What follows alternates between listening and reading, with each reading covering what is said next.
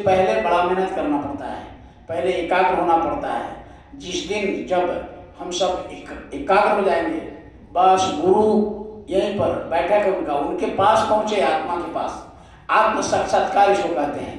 आत्म साक्षात्कार जैसे हुआ, बस गुरु साथ हो जाते हैं आत्मा के, और एकदम से उंगली पकड़ के ले जाते हैं। जैसे माता पिता बच्चे को ले जाते हैं मेला दिखाने, कहीं ले जाते हैं, उसी तरह गुरु साथ साथ 1 सेकंड के लिए भी हट जाए तो ये भटक जाएगा। इसलिए मन और आत्मा को गुरु, इसीलिए वहां रामायण में भी दिखाया गया, धनुष तोड़ते समय भगवान राम ने गुरु को स्मरण किया है, रामायण में भी है। बिना गुरु के दया से वो ये नहीं खुल सकता, धनुष नहीं टूट सकता। इसीलिए रामचरितमानस में संकेत है कि अभी बहुत जगह सत्संग हुआ, बहुत जगह सत्संग में आपको बताया गया कि ये अंदर में सभी है। तो अंदर का ये धनुष, शिव का धनुष, जैसे बताया सुगा को गाते हैं लोग, सुगा को मारम धनुषा से सुगा गिरे मूर्छाए, यानी सुगा ये मन को कहा गया कि जब ध्यान लगाएंगे तो ये भग जाएगा, यानी यही विघ्न बाधा कर देता है। इसी को कहा कि फल जो मिलने वाला है साधना करके उसको ये जुटिया देता है, डिस्टर्ब कर देता है। तो इसको सबसे पहले पकड़ना है। ये प्रार्थना में यही है कि पहले इसको मारो, सुगा को मारो, तो ये धनुष से मारो, ये धनुष पर, ये भाव, दोनों भाव के बीच में यही इशारा किया गया वहां कि गुरु, जैसे विश्वामित्र ने प्रणाम किया, भगवान राम ने धनुष के पास जाकर गुरु को स्मरण किया, गुरु ने दया कर दिया, टूट गया। उसी तरह जैसे घाट पर पहुंचेगी गुरु दया करेगा, जब तक दया नहीं करेगा टूटेगा नहीं, तो ये दया करे। तो इसलिए गुरु कहते हैं बाहर से भी प्रेम करो और अंदर से भी। तो सबसे पहले बाहर से प्रेम, बाहर से प्रेम नहीं होगा तो अंदर से प्रेम नहीं होगा। ये कौन आवाज कर रहा है कि बाहर से प्रेम करे गुरु से?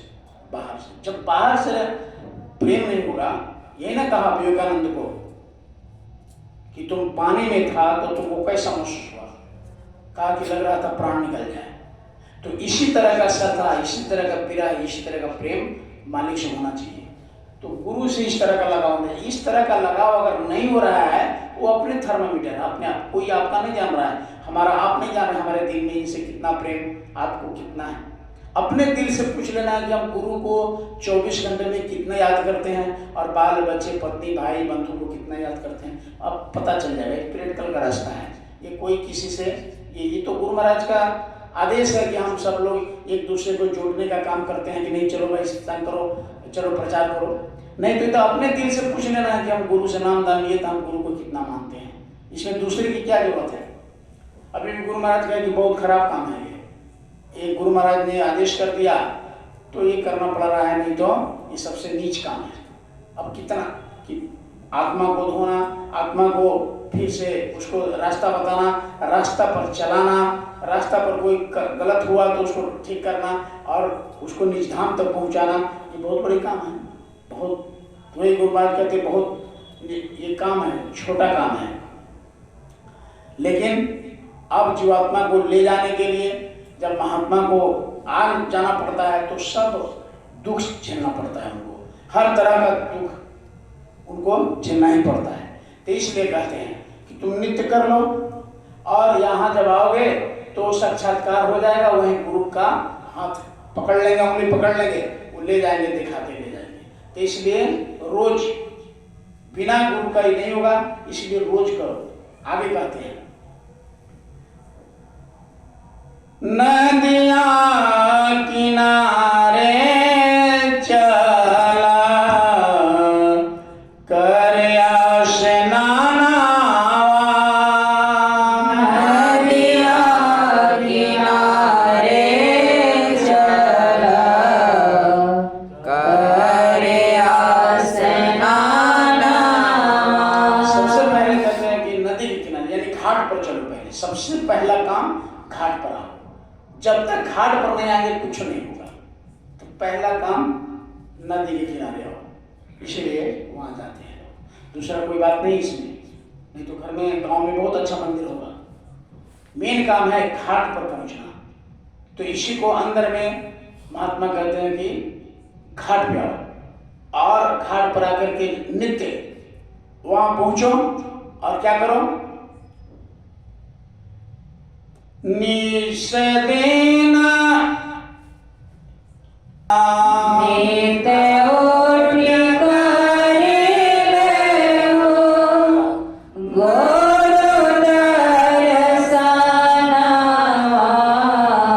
इसमें कहते हैं अभ्यास नित्य, रोज, प्रतिरोज, रोज रोज। इसमें गोस्वामी जी महाराज को भी जब होने लगा था तो रोज करते थे, रोज करते करते होने लगा। अब रोज रोज उनको होने लगा, रोज रोज पहुंचते थे, रोज रोज घाट पर जाते थे। तो इसीलिए कहा कि गुरु का दर्शन नित्य रोज कर लेंगे, रोज, तभी होगा। और इस श्रद्धा का है, जब तक वचन नहीं पकड़ाएगा, इसीलिए बराबर सत्संग होता है। बराबर सत्संग करने का, देखिए गुरु महाराज बराबर एक ही को बात को बताते थे, जब जाइए एक ही को बात को बताते थे, एक ही को सत्संग करते थे बराबर। जब जाइए वही करिया का, वही हृदय का, वही पलक राम का, वही यानी मीराबाई का, बस उसी के, उन्हीं के साथ ना गोस्वामी जी महाराज के बारे में वही प्रसंग बार बार गुरु महाराज सुनाते थे। क्यों? क्योंकि वही काम ही है नित्य रोज का, कि हमको घाट पर आना है।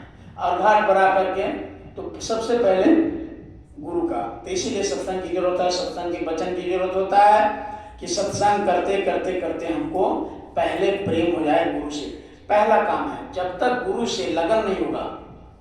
आप कहा गया कि गुरु से लगन कठिन है भाई, गुरु से लगन बड़ा कठिन है। क्यों? दुनिया को जब तक अलविदा नहीं कहेंगे तब तक प्रेम नहीं होता है। दोनों जगह एक म्यान में दो तलवार कभी नहीं रह सकता है। इसलिए आज पर्व है, आज छठ है, आज छठ घाटी है। तो इसलिए महापुरुषों ने जो रियल में सच्चाई है उन्होंने गाया, कहा खोल कर कि दुनिया से तुमको मुख मोड़ना पड़ेगा अगर अंदर चलना है तो। इसलिए नित्य उठी करी लो गुरु दर्शन, मतलब रोज हमको रोज गुरु से लगाव लगाना है, गुरु से प्रेम करना है, गुरु से श्रद्धा बढ़ाना है। बढ़ते बढ़ते बढ़ते जब बढ़ जाएगा तब काम बन जाएगा, और नहीं बना, नहीं प्रेम बढ़ा तब। तो इसलिए ज़्यादा से ज़्यादा हम लोग संसार में रहते हैं तो सवाल ही पैदा नहीं होता है गुरु से प्रेम हो जाए। बड़ा ये झंझट का काम है, दुनिया में ये काम मुश्किल है, लेकिन पता नहीं गुरु महाराज ने कहा कि करो करो सब कर लोगे, लेकिन हम आपको बता रहे हैं कि काम संभव नहीं है।